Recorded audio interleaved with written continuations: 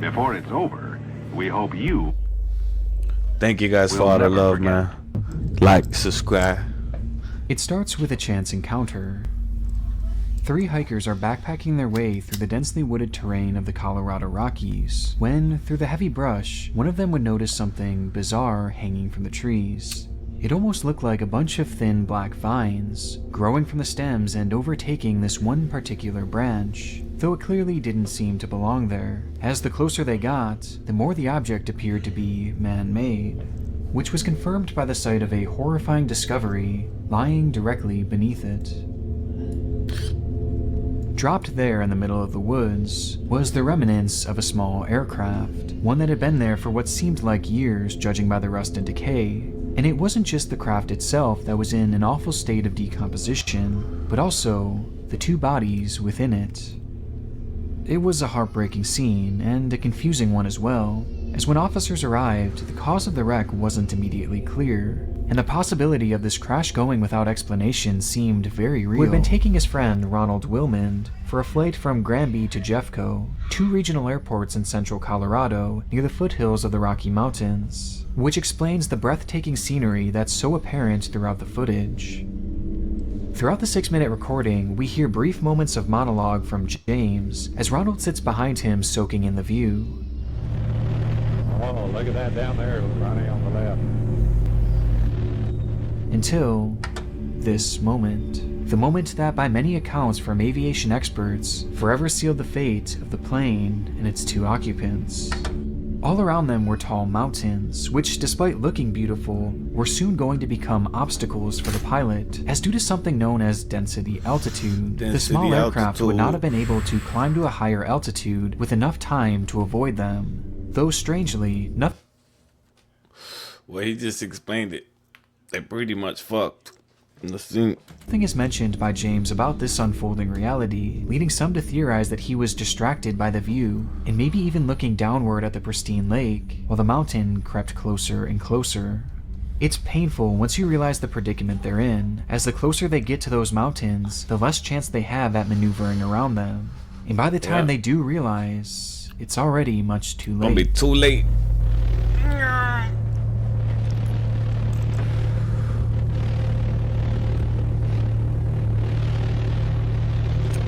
He's trying to do the maneuver right now. He's trying to get away from the mountains, bro.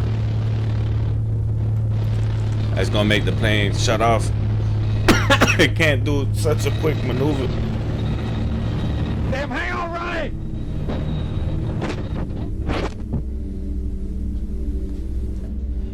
Recognizing their plight of certain death ahead, James was forced to attempt a nearly impossible U-turn, which ultimately would stall the plane, sending them careening to the fast-approaching ground below, where the footage cuts out moments before impact, ending the lives of these 2 friends in an instant. It's there that the wreckage would sit for over 3 years until those backpackers just so happened to take that same route. Here it is. Is this for me? It's all yours. Now, who is left?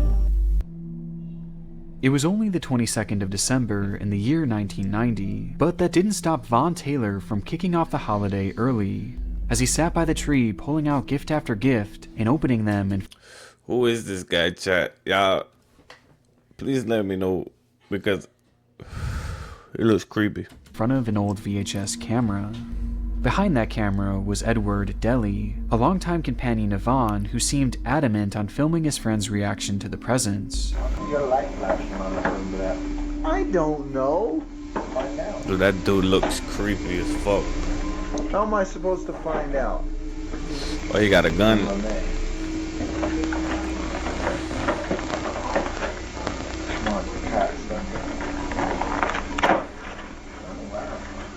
What is it? Baseball card. Is that? Okay. The video is a bit awkward, as the 2 momentarily bicker about the camera recording, and Vaughn hardly seems to acknowledge or show any sort of gratitude in response to the gifts he's receiving. But it's seemingly nothing too out of the ordinary, and it's probably Edward for arson and Taylor for aggravated burglary. and upon their release it was hoped that the two were now reformed and would be able to live more lawful lives, which could not have been further from the truth. Almost immediately upon being released, Vaughn would call one of his friends to tell them that both he and Edward had plans to go into the mountains and, quote-unquote, shoot some people. And from there, they set off into the wilderness of Oakley, Utah. On their expedition, the two stumbled across various cabins where they would break in and either camp out for a while or just completely ransack the place, as in most cases, the owners of these cabins were long gone for the winter due to the inclement weather of the area. Though this wasn't true for everyone, as during this same time, the Tita family, consisting of Vaughn, as he tore into the family's gifts. The added context makes this video all the more disturbing, as Vaughn was opening gifts belonging to the family that they were waiting to kill. And it's made all the more chilling when you notice that Vaughn is carrying a gun. Yeah, I told the you he had a moment that he fucking says gun. Lene Tita's name as he reads it on the gift wrapping. And Lene. And worst of all is that the gravity of the situation And we're Lene. in clearly had no impact on these two men, as they were completely emotionless. And unsurprisingly, things Fuck only no, get they're darker sick, from here, as after a few hours, Beth, Kay, and Lene would pull into the driveway. Upon entering the house, the pair of men would immediately point their guns at the family and start making demands, to which Lene responded by praying to God that her and her family be spared, which was of no use, as Edward turned to her and claimed that her prayers wouldn't work, as he only worshipped the devil.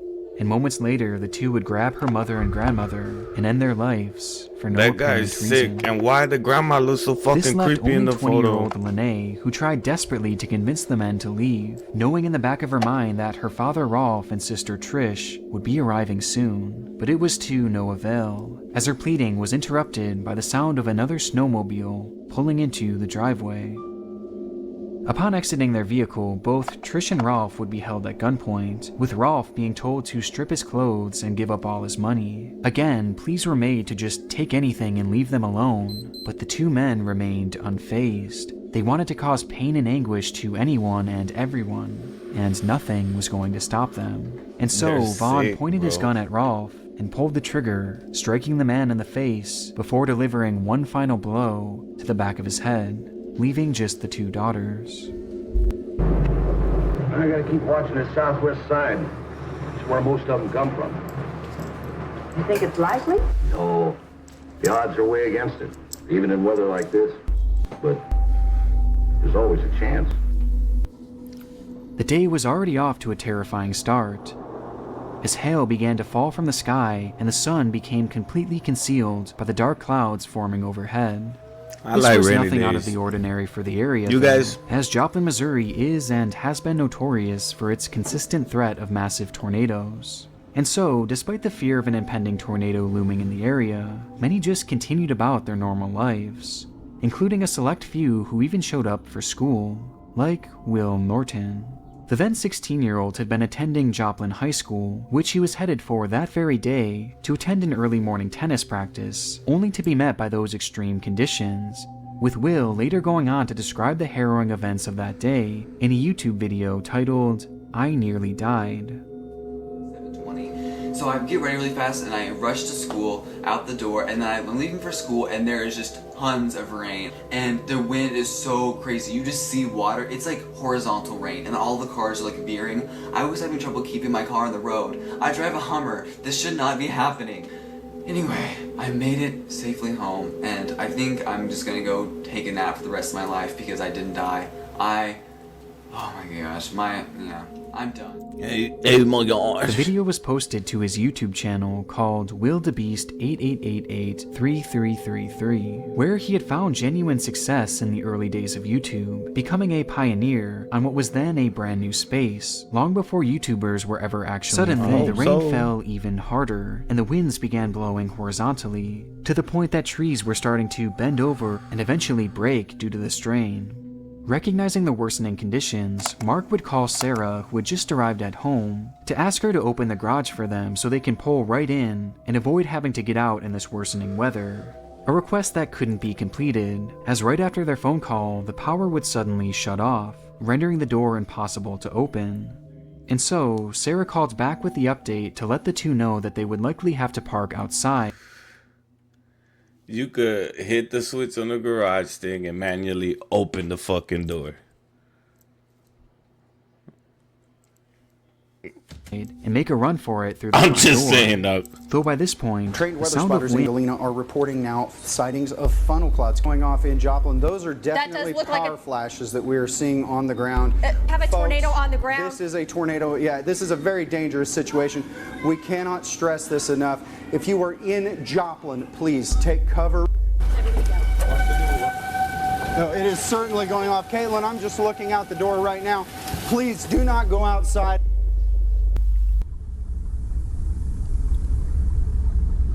Towering in front of Will and his father was a massive 1-mile-wide tornado, with its winds gusting around 250 miles per hour. It was an EF5, the highest ranking a tornado can achieve, and now, Will and Mark were directly in its path. Suddenly, all Sarah could hear over the phone was the sound of crashing and destruction. That shit sound like a monster. The call would be dropped. In that very moment, the tornado would come in direct contact with the Hummer, causing it to flip in the air multiple times. Bro, what? And despite Mark desperately holding on to his son, Will would slip through his father's arms and be sucked out of the car's sunroof. Somehow, Mark would manage to survive the direct hit of the tornado, but so many others were not as lucky, questions, but I'm as not the gonna disaster bother. would leave a staggering 158 people dead, including Poor Will, guy, bro. who despite being missing for days, would be found at the bottom of a nearby pond days later. Why was The the story alone is up, incredibly bro? grim, but it's made all the more disturbing by the video posted 2 years before, Yeah, which 'cause now that's fucking features so sad, many bro. chilling moments of foreshadowing. I'd pull over into the big puddles and I was like, ah. Keep in mind, I drive a Hummer, so really I shouldn't have any reason to be scared. Anyway, I made it safely home, and I think I'm just gonna go take a nap for the rest of my life. I'm done. I am done. I'm never driving in weather again, ever. Bye, guys. But although this certainly classifies as one of the darker videos on the site, the Norton family has turned this tragedy into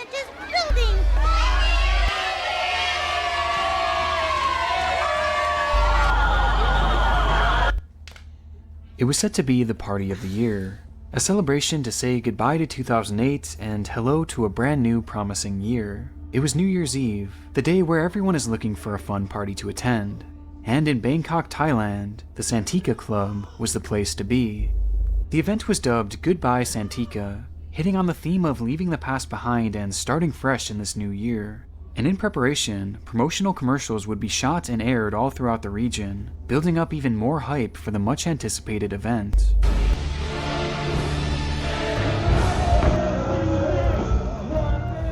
It truly was the place to be, the kind of party that so many would have loved to be part of.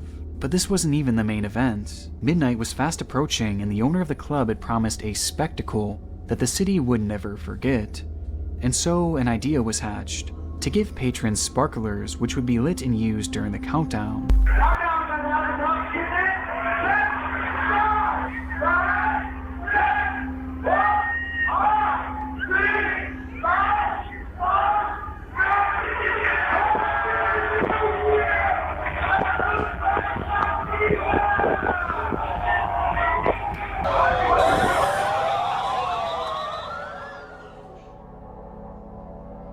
No one really knows how it started. Perhaps it was the fireworks launched indoors as part of the performance. Or maybe it was the countless sparklers handed out to a sea of drunken people. Or potentially it was a combination of both. But regardless, somehow a blaze had erupted, quickly spreading to the club's ceiling, where the crowd would actually cheer it on, mistakenly believing that it was part of the event, as at that same exact time, a band just so happened to be performing by the name of Burn.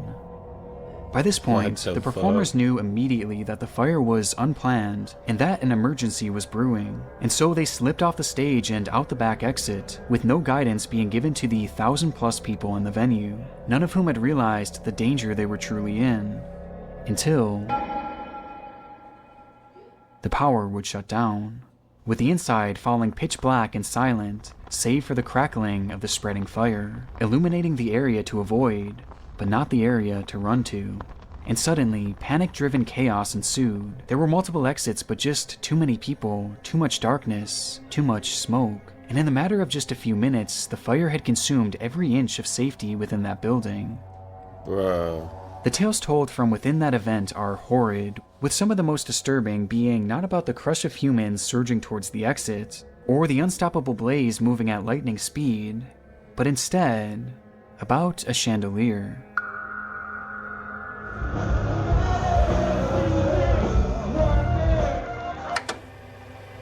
In the video preceding the disaster, we see briefly through the low-quality imagery a chandelier, the club's crown jewel, measuring in at a whopping 10 meters in diameter and weighing over a ton. And while the fire began to spread to the ceiling, it came in contact with the base of this massive artifact, causing it to heat up and eventually snap from its supports, landing atop of the crowd below and taking the lives of multiple people. Dude.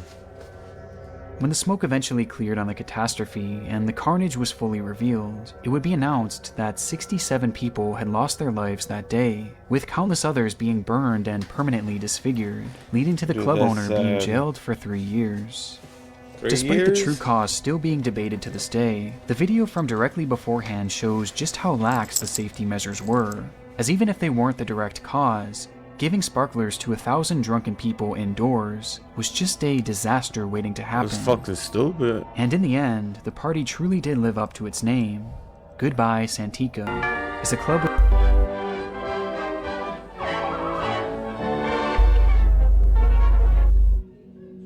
Our final video is probably one of the most unusual cases that I've come across in quite some time, with that being the story of I.m.g Sheikh. Born in Pakistan in a demonstration that year, Sheikh would be introduced to a man named Gareth Saunders, a musician who had ties all throughout the music industry, including with numerous recording studios in the area. And it was during this chance meeting that Sheikh's life purpose would be discovered. At some point prior, Sheikh, a man with no musical experience whatsoever, had written a song called Come Little Rabbit, which he believed would propel him to worldwide stardom. But it went even deeper than that, as Sheikh was so sure that not only would the song break records and become a global phenomena, but also that it would bring the world together and usher in a new era of peace on Earth. In a sense, he believed that this song could truly save the world. And with this in mind, he began to beg his new acquaintance to help him record the song in a studio, a request that Gareth eventually seemed to accept, as that very same year, Come Little Rabbit would be recorded and released to the public.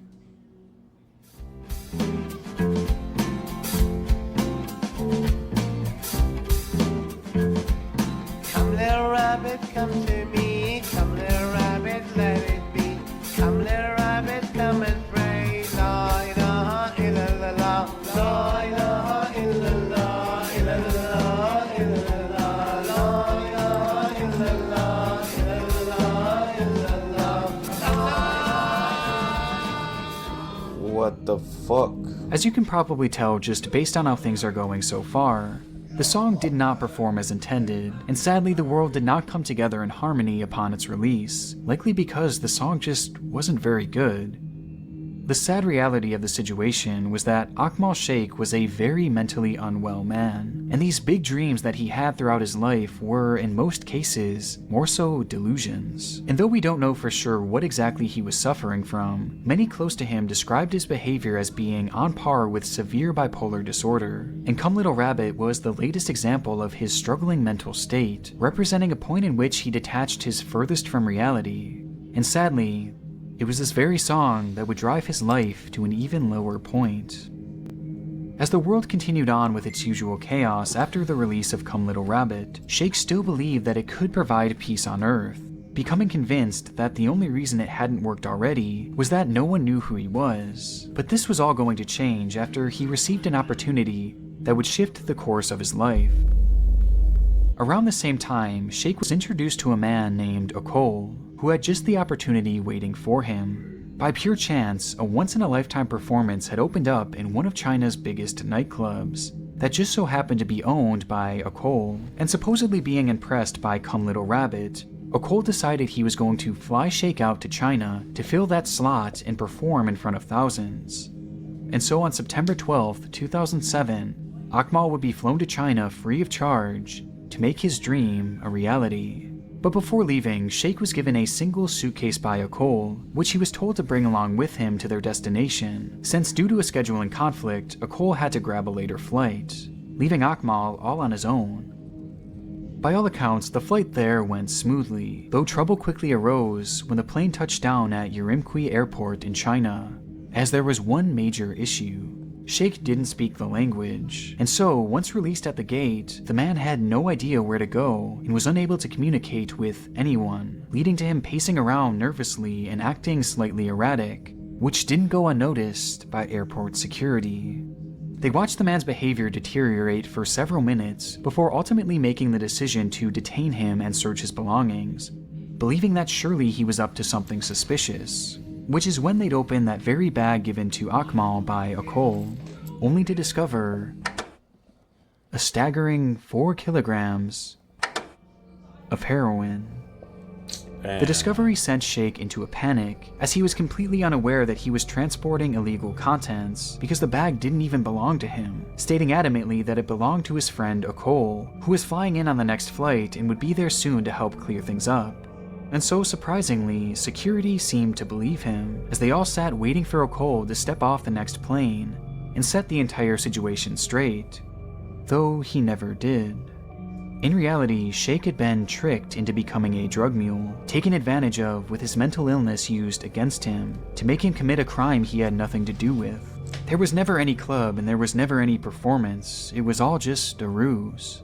And despite the authorities' willingness to wait for the man at first, their patience soon wore thin, and Sheikh was arrested for drug smuggling, with his punishment being death. A British man convicted of drug smuggling in China has now been told of his fate. Akmal Sheikh will be executed by firing squad within 24 hours unless the Chinese authorities have mercy on him. His family says he has a history of mental illness and may have been duped into smuggling drugs by traffickers. The decision was extremely controversial all across the world, with the backlash leading to the case being heard for a second time in 2009. And despite numerous requests by Sheikh's lawyer to have the man undergo a mental evaluation, as he had been quite clearly taken advantage of, they were rejected, and the initial ruling was upheld, with a date being set for his execution on the 29th of December. Following this shocking decision, the first and one of the only full recordings of Come Little Rabbit would be posted to YouTube, which featured not only the lyrics, but also the sad story of Sheikh along with it, including a call to the viewers to join the effort in stopping the impending execution, as part of a massive final push to change the minds of China's government.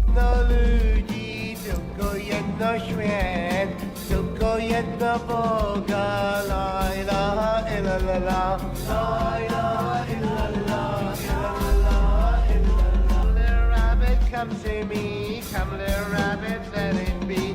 Come little rabbit, let us pray. La ilaha illallah. But it was no use, and on the morning of December 29th, Akmal Sheikh would receive a lethal injection, with China supposedly walking back their plans to execute him via firing squad, though either way the man was dead, and his body would never be returned. Today, the video of Akmal's song and the pleas to save his life remain as a forgotten relic here on YouTube, encapsulating the story of a man whose desire to bring the world together in song was cruelly taken advantage of. And though it was peace that he was so desperately seeking, the song would only lead to his ultimate demise. Come little rabbit, come to me. Come little rabbit, let it be. These people are sick. Come and pray. La ilaha illallah. La ilaha illallah. Like and subscribe to my channel, man.